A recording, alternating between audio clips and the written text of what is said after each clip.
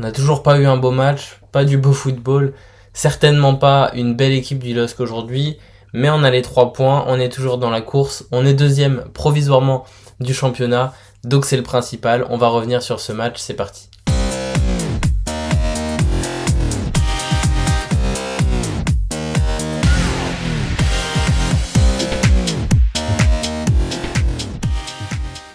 Bon, c'était un match dans l'ensemble plutôt maîtrisé de la part du LOSC. J'ai pas eu trop de soucis à me faire en fin de match. Ça, pour une fois, c'est plutôt positif.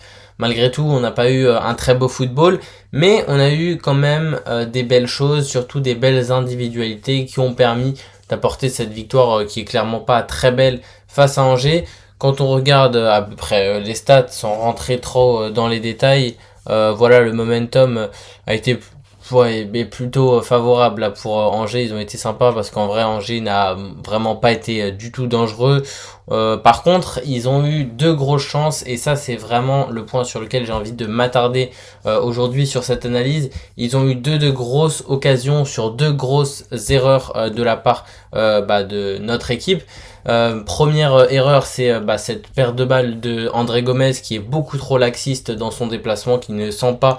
C'est Abdelli dans son dos, Abdelli qui rate complètement sa frappe, qui tire sur Chevalier, une frappe beaucoup trop molle, beaucoup trop inoffensive. Heureusement qu'Angers a vraiment des problèmes de finition, ou en tout cas n'a pas réussi à marquer sur ce début de match, parce que il y a eu du coup cette grosse occasion au début, et il y a eu dans la foulée à la 20e minute, il me semble, cette nouvelle frappe d'Alevina, il me semble, cette fois-ci, sur une grosse erreur, une mauvaise passe de Diakité, un mauvais dégagement de Chevalier. Vraiment, les deux sont fautifs sur l'action, parce que Diakité donne pas un cadeau à Chevalier, mais en tout cas se débarrasse du ballon de manière complètement horrible, au pire endroit devant la surface. Heureusement, là encore, la frappe est ratée. Voilà, des Angevins qui n'ont pas été très efficaces, mais bon, on le sait au vu de leur position et au vu de leurs derniers résultats que ça allait pas être une très grosse équipe d'Angers. Maintenant, je m'attendais quand même à ce qu'il y ait un peu plus de résistance, un peu plus d'envie, un peu plus de public aussi. Et là, voilà, maintenant, le match était vraiment mort, aussi bien dans le stade Raymond Kopa que dans l'effectif angevin. Il n'y avait pas beaucoup d'envie. Si on peut retenir quelque chose de cette première mi-temps, c'est le manque d'efficacité de la part des Lillois. Plusieurs fois on a réussi à se projeter. David n'a pas été très trouvable, malheureusement on l'a reperdu. Après l'avoir retrouvé dans un beau match la semaine dernière, là il a été clairement en dessous. Il avait fait une très belle performance face à Auxerre, il avait marqué 2 buts notamment en fin de match où il s'était vraiment trouvé. Là Genesio a décidé de rétablir ce 4-4-2 qui marche plutôt bien dans ce système contre les plus petites équipes, on va dire, pour apporter plus de jeu offensif. Là, Akpom a été un peu plus visible avec une passe décisive en deuxième période sur Haralson. Maintenant, les attaquants n'ont pas été très trouvables. André Gomez et Benjamin André font pas une super première mi-temps. Et côté défense, comme je l'ai dit, il y a ces 2 grosses erreurs entre Chevalier, entre Diakité. Maintenant, Meunier fait vraiment un bon match. Pour le coup, on en reviendra en fin de vidéo. Mais l'homme de cette première mi-temps, c'est clairement Fernandez Pardo qui a réussi par des percussions, par des envolées à vraiment se créer des occasions. Et voilà, ça a été plutôt logique de marquer ce premier but. Alors je l'ai là, ce premier but de marquer cette saison. En tout cas, très belle tête sur un beau coup de pied d'Haralson.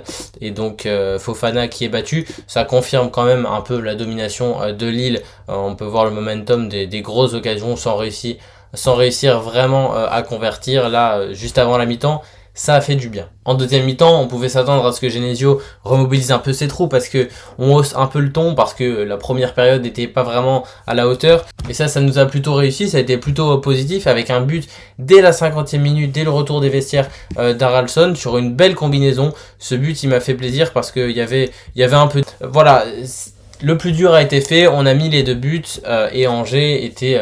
clairement pas à la hauteur. Enfin, on a vu à chaque combinaison, à chaque attaque, Angevin, ça a été très très pauvre. Abdelli a perdu beaucoup de ballons, a été vraiment mauvais. Alevina et Ferrat sur leur côté ont été assez décevant. Le seul qui a été le plus en vue, je dirais, c'est peut-être Le Paul, qui a fait pas mal de tirs, de tentatives en tout cas d'échapper, et quelques petites combinaisons. C'est le seul qui a réussi à apporter un peu de danger sur ce côté angevin. Après, je connais pas en détail tous les joueurs, mais c'est celui qui m'a apparu le plus juste, en tout cas dans l'équipe adverse. Maintenant, et pour finir sur l'état d'esprit de cette fin de rencontre, c'était très long, et on peut le voir ici qu'il y a eu très peu de tirs, c'était des passes vers l'arrière, sans cesse vers l'arrière. On était sur le point de s'endormir. Maintenant, le plus dur a été fait. On a marqué les 2 buts, évidemment, mais on s'est pas rassuré pour autant, surtout après ce carton rouge de Bafodé Diakité.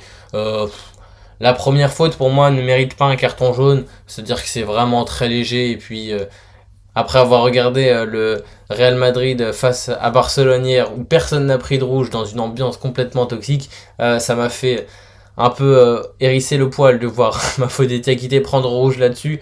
Bon, sur ce match, ça m'embête pas trop et ça s'est pas vraiment ressenti dans l'état d'esprit des joueurs. Le fait d'avoir un carton rouge, ça s'est clairement pas remarqué. Ce qui m'embête plus, c'est sur les 2 prochains matchs, une suspension qui va durer 2 matchs contre Marseille et contre Brest, 2 matchs vraiment très importants.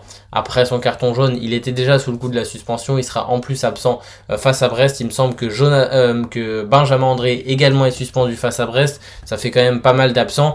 En plus de ça, Mbappé s'est blessé sur un claquage tout seul et après 180 secondes de jeu, il est sorti sur blessure, ça fait très mal. Lui qui revenait en plus de blessure, il a vraiment pas de chance sur cette saison qui n'a jamais vraiment démarré pour lui, il n'a pas montré grand chose.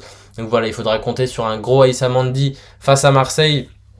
Peut-être également sur un Mitchell Baker un peu plus performant parce que là son entrée était assez dégueulasse face à Angers. Du côté des entrants, Nabil Bentaleb a pas apporté grand chose et Aïssa Mendy a permis un peu de restructurer le bloc et de pas laisser trop d'espace aux Angevins pour y croire. Donc voilà, c'est un match assuré, c'est un match qui nous permet d'avoir les 3 points, il n'y a pas grand chose à dire si ce n'est que l'équipe d'Angers était très faible et l'équipe de Lille était un peu plus forte, un peu plus, voilà, qui a pris un peu plus les choses en main. On a toujours été dans la maîtrise, on a vraiment laissé aucun espoir à Angers. Maintenant, voilà, on peut regretter ce match sans trop d'envie, sans trop de percussion, la blessure de Mbappé, la suspension d'André, la suspension de Diakité, ça fait quand même beaucoup de choses pour un petit match qu'on était censé gagner aisément. Maintenant, comme j'ai dit, l'essentiel est préservé. Quand on regarde le classement, on est actuellement 2e derrière le Paris Saint-Germain et ça fait extrêmement plaisir. Il faudra espérer une déroute de Marseille ce soir. Peut-être qu'à l'heure où vous regardez cette vidéo, on est déjà redescendu 3e. En tout cas, voilà. L'essentiel a été fait. Monaco a fait la mauvaise opération de cette semaine en perdant, en faisant match nul face au Havre, ce qui nous permet de passer devant. Normalement, si le LOSC gagne tous ses matchs, les 3 derniers matchs de sa saison, ce qui est largement possible, eh bien, on finira en Ligue des Champions, on finira même 2e.